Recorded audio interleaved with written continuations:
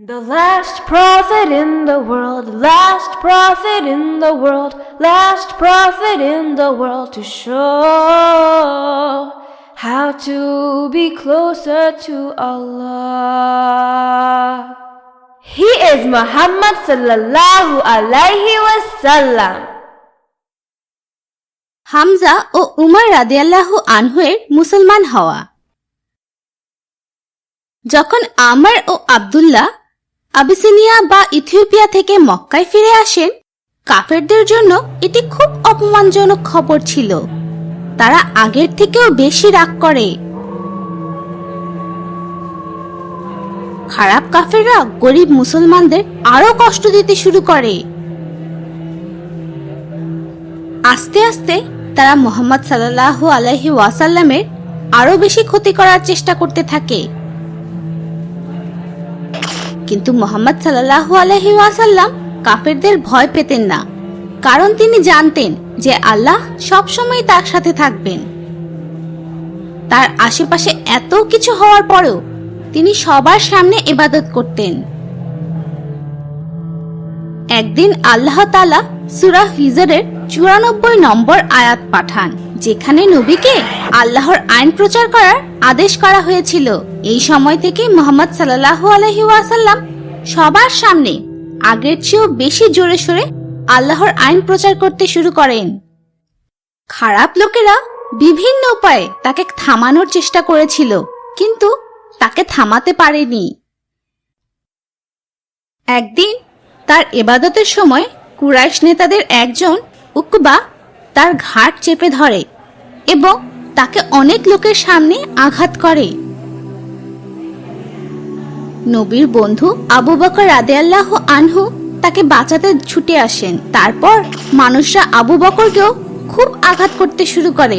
নবীর জন্য এটি খুব খারাপ একটি দিন ছিল। এইসব ঘটনা নবীত্বের ৬ষ্ঠ বছরের সময় শুরু হয়।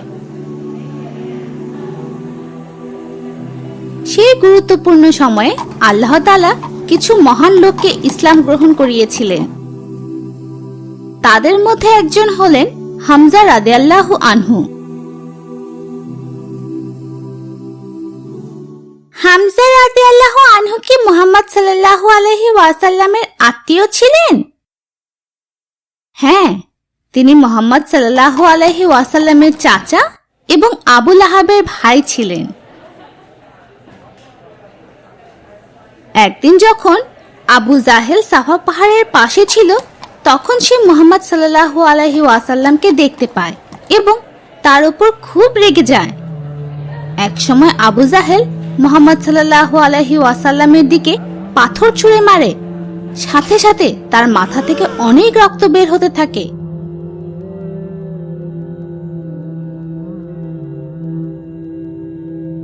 মুহাম্মদ সাল্লাল্লাহু আলাইহি ওয়াসাল্লাম কিচ্ছু বলেননি এবং সেখান থেকে চলে যান।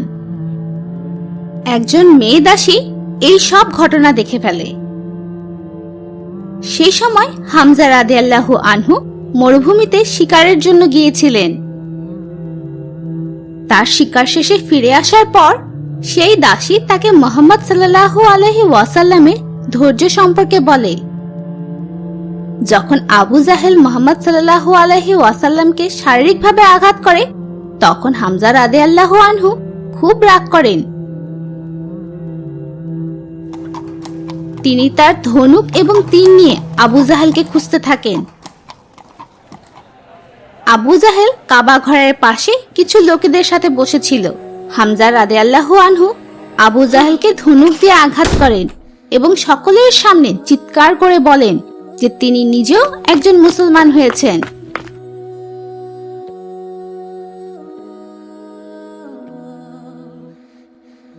আবু জাহেলের কয়েকজন বন্ধু তাকে সাহায্য করার জন্য আসে, কিন্তু আবু জাহেল তাদেরকে হামজা রাদিয়াল্লাহু আনহুর সাথে মারামারি করতে নিষেধ করে, কারণ সে অপমানিত হয়েছিল এবং হামজা রাদিয়াল্লাহু আনহু এর ভাতিজা মুহাম্মদ সাল্লাল্লাহু আলাইহি ওয়াসাল্লামকে আঘাত করেছিল। এরপর হামজা রাদিয়াল্লাহু আনহু আল আরাকামের বাড়িতে যান এবং একজন মুসলমান হন। মুসলমানদের জন্য এটি একটি অসাধারণ মুহূর্ত ছিল, কারণ হামজা রাদিয়াল্লাহু আনহু একজন সাহসী যোদ্ধা ছিলেন। সবাই তাকে সম্মান করত এবং ভয়ও পেত। এরপর থেকে তাকে আসাদুল্লাহ বা আল্লাহর সিংহ বলে ডাকা হতো। হামজা রাদিয়াল্লাহু আনহু মুসলমান হয়ে যাওয়ায় খারাপ লোকেরা বুঝতে পারে যে আস্তে আস্তে মুসলমানরা শক্তিশালী হয়ে উঠছে। হামজা রাদিয়াল্লাহু আনহু এর ইসলাম গ্রহণ করার 3 দিন পর আরেকটি বড় অলৌকিক ঘটনা ঘটে। উমর বিন আল খাত্তাব রাদিয়াল্লাহু আনহু ইসলাম গ্রহণ করেন। উমর রাদিয়াল্লাহু আনহু খুব লম্বা এবং শক্তিশালী মানুষ ছিলেন, কিন্তু তিনি ইসলাম পছন্দ করতেন না। তার মেজাজ খুব খারাপ থাকতো এবং তার রাগ অনেক বেশি ছিল। তিনি সেই লোকদের মাঝে একজন ছিলেন যারা মুসলমানদের অনেক কষ্ট দিয়েছিল। মুহাম্মদ সাল্লাল্লাহু আলাইহি ওয়াসাল্লামের জন্য ইসলাম প্রচার করা খুব কঠিন ছিল, কারণ সেখানে ইসলামের খুব শক্তিশালী দুজন শত্রু ছিল। তাদের মধ্যে একজন ছিল আবু জাহেল এবং অন্য একজন ছিলেন উমর রাদিয়াল্লাহু আনহু। কিন্তু আবু লাহাব কি ইসলামের সবচেয়ে বড় শত্রু ছিল না? হ্যাঁ, সে ছিল। সূরা লাহাবে আল্লাহ তাআলা বলেছেন যে তার চাচা কখনো ইসলাম গ্রহণ করবে না। তাই এই ব্যাপারে নবী কিছুই করতে পারতেন না। আবু জাহেল খুব বুদ্ধিমান এবং রাজনৈতিকভাবে শক্তিশালী ছিল। এটি আমাদের জানা দরকার যে যদিও আবু লাহাব খুব খারাপ ছিল, কিন্তু আবু জাহেল অনেক অনেক বেশি খারাপ ছিল, কারণ সে অনেক খারাপ লোকদের নিয়ে একটি দল বানিয়েছিল যাতে মুহাম্মদ সাল্লাল্লাহু আলাইহি ওয়াসাল্লামের ক্ষতি করতে পারে। নবী করিম সাল্লাল্লাহু আলাইহি ওয়াসাল্লামের এত কষ্টের কারণে একদিন মুহাম্মদ সাল্লাল্লাহু আলাইহি ওয়াসাল্লাম আল্লাহর কাছে দোয়া করেন যাতে আল্লাহ আবু জাহেল বা উমর রাদিয়াল্লাহু আনহু এর একজনকে মুসলমান বানিয়ে দেন।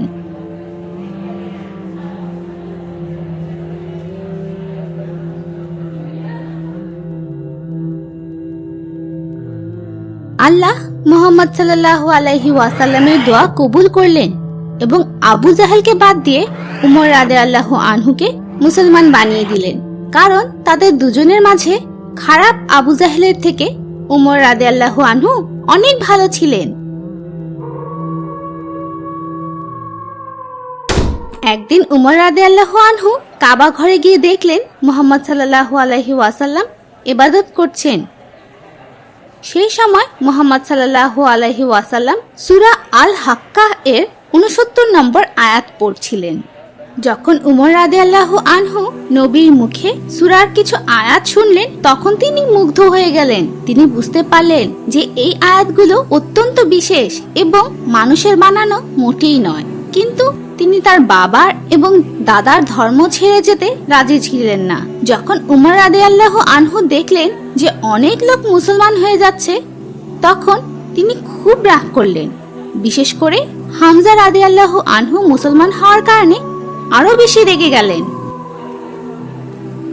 হামজা রাদিয়াল্লাহু আনহু মুসলমান হওয়ার 3 দিন পর উমর রাদিয়াল্লাহু আনহু তরবারি নিলেন এবং মুহাম্মদ সাল্লাল্লাহু আলাইহি ওয়াসাল্লামকে মেরে ফেলতে চাইলেন। নবীকে মেরে ফেলতে যাওয়ার সময় রাস্তায় তিনি জানতে পারলেন যে তার নিজের বোন ও বোনের স্বামী মুসলমান হয়ে গেছে। উমর রাদিয়াল্লাহু আনহু নিজের পরিবারের উপর খুব রাগ করলেন। অনেক রাগ নিয়ে তিনি তার বোনের বাড়িতে যান এবং ঠিক তখনই তিনি কোরআনের আয়াত শুনতে পান। সেই সময় খাব্বাব নামে একজন সাহাবী উমর রাদিয়াল্লাহু আনহু এর বোনের বাড়িতে তাদের সূরা তাহা শেখাচ্ছিলেন। যখন খাব্বাব রাদিয়াল্লাহু আনহু বুঝতে পারলেন যে উমর রাদিয়াল্লাহু আনহু আসছেন, তখন সাথে সাথে তিনি লুকিয়ে পড়লেন। উমর রাদিয়াল্লাহু আনহু এর বোন খুব ভয় পেলেন এবং তাড়াতাড়ি কোরআনের আয়াত লেখা কাগজটি লুকিয়ে ফেলেন। উমর রাদিয়াল্লাহু আনহু তার বোন ও বোনের স্বামীকে জিজ্ঞেস করেন যে সেটি কিসের শব্দ ছিল, তারা কি বিশ্বাস হারিয়ে ফেলেছে কিনা। সেই মুহূর্তে তার বোনের স্বামী বলে যে তারা একটি ভালো ধর্ম পেয়েছে, যা হলো ইসলাম। তখন উমর রাদিয়াল্লাহু আনহু অনেক রাগ করলেন এবং তার বোনের স্বামীকে মারতে শুরু করেন। তার বোন তাকে থামানোর চেষ্টা করে, কিন্তু তিনি আরো রাগ করেন এবং বোনের মুখে আঘাত করে বসেন। তার বোনের মুখ থেকে রক্ত বের হতে শুরু করে এবং উমর রাদিয়াল্লাহু আনহু এমন কাজ করার জন্য মনে মনে কষ্ট পান। ঠিক সেই সময় তার বোন তাকে বলে যে তিনি মুসলমান হয়েছেন এবং তিনি একমাত্র আল্লাহ তাআলাকে বিশ্বাস করেন এবং মুহাম্মদ সাল্লাল্লাহু আলাইহি ওয়াসাল্লাম আল্লাহর রাসূল। তার এই সাহসী কাজ উমর রাদিয়াল্লাহু আনহুকে অবাক করে দেয় এবং তিনি কি করবেন বুঝতে পারছিলেন না। এরপর তিনি সেই কাগজটি দেখতে চাইলেন, যা তিনি বাড়িতে ঢোকার আগে পড়তে শুনেছেন। তার বোন তাকে কোরআনের আয়াত পড়ার আগে গোসল করে আসতে বলে। উমর রাদিয়াল্লাহু আনহু গোসল করেন এবং সূরা তাহা পড়তে আসেন। যখন তিনি প্রথমবারের মতো বিসমিল্লাহির রহমানির রহিম পড়েন, তখনই তিনি বুঝতে পারেন যে এটি আল্লাহর সর্বশ্রেষ্ঠ নাম। যখন তিনি সূরা তাহা পড়েন, তখন কোরআনের আয়াতের মহিমায় তার মন পাল্টে যেতে থাকে। তিনি বুঝতে পারেন যে কোরআন অবশ্যই এক ও একমাত্র আল্লাহ তাআলার কাছ থেকে এসেছে। সূরা পড়ার পরে তিনি জিজ্ঞেস করলেন মুহাম্মদ সাল্লাল্লাহু আলাইহি ওয়াসাল্লামকে কোথায় পাবেন। যখন খাব্বাব রাদিয়াল্লাহু আনহু এই কথা শুনতে পেলেন, তখন তিনি গোপন জায়গা থেকে বেরিয়ে আসেন এবং বলেন আল্লাহ তাআলা তার উপর রহমত করুন, কারণ উমর রাদিয়াল্লাহু আনহু এর ব্যাপারে মুহাম্মদ সাল্লাল্লাহু আলাইহি ওয়াসাল্লামের দোয়াটি আল্লাহ কবুল করেছেন। তারপর তিনি তাড়াতাড়ি আল আরাকামের বাড়িতে যান এবং মুহাম্মদ সাল্লাল্লাহু আলাইহি ওয়াসাল্লামের সাথে দেখা করার জন্য দরজায় আঘাত করতে থাকেন। একজন সাহাবী তাকে একটি তরবারি সহ দরজার সামনে দেখতে পান। তখনই বাড়ির ভেতরে সবাইকে এটি বলেন। সেই সময় সবাই ভয় পেয়ে যায় এবং যখন নতুন মুসলমান হামজা রাদিয়াল্লাহু আনহু এটি শুনতে পান, তখন তিনি সাহাবীদের বলেন দরজা খুলে দিয়ে তাকে ভেতরে আসতে দিতে। যদি উমর রাদিয়াল্লাহু আনহু মুহাম্মদ সাল্লাল্লাহু আলাইহি ওয়াসাল্লামকে আঘাত করে, তবে তারাও তাকে আঘাত করতে প্রস্তুত ছিল। কিন্তু উমর রাদিয়াল্লাহু আনহু শান্ত ছিলেন এবং মুহাম্মদ সাল্লাল্লাহু আলাইহি ওয়াসাল্লামের জন্য অপেক্ষা করছিলেন। সেই সময় মুহাম্মদ সাল্লাল্লাহু আলাইহি ওয়াসাল্লাম আল্লাহর কাছ থেকে কিছু কোরআনের আয়াত পাচ্ছিলেন। যখন মুহাম্মদ সাল্লাল্লাহু আলাইহি ওয়াসাল্লাম ঘরের ভেতরে আসেন, তখন উমর রাদিয়াল্লাহু আনহুকে ধরেন এবং জিজ্ঞেস করলেন তিনি ইসলাম গ্রহণ করার জন্য কতক্ষণ অপেক্ষা করছেন।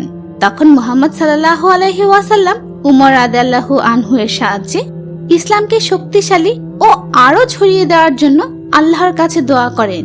নবী সাল্লাল্লাহু আলাইহি ওয়াসাল্লামের দোয়া শোনার পর উমর রাদিয়াল্লাহু আনহু এর মন কাঁপতে শুরু করে এবং সেই সময় তিনি বলেন যে আল্লাহ ছাড়া আর কোনো প্রভু নেই এবং মুহাম্মদ সাল্লাল্লাহু আলাইহি ওয়াসাল্লাম আল্লাহর সত্যি নবী। এটি মুসলমানদের জন্য একটি খুবই আনন্দের এবং আবেগপ্রবণ ঘটনা ছিল। বাড়ির প্রত্যেকে জোরে জোরে বলে ওঠে আল্লাহু আকবার, আল্লাহ সর্বশ্রেষ্ঠ। তাদের শব্দ এত জোরে ছিল যে এটি কাবা ঘর পর্যন্ত শোনা যাচ্ছিল। উমর রাদিয়াল্লাহু আনহু মক্কার একজন অনেক শক্তিশালী লোক ছিলেন, তাই যখন তিনি একজন মুসলিম হলেন, তখন এটি মুসলিমদের জন্য খুব ভালো খবর ছিল এবং অমুসলিমদের জন্য খুব খারাপ খবর ছিল।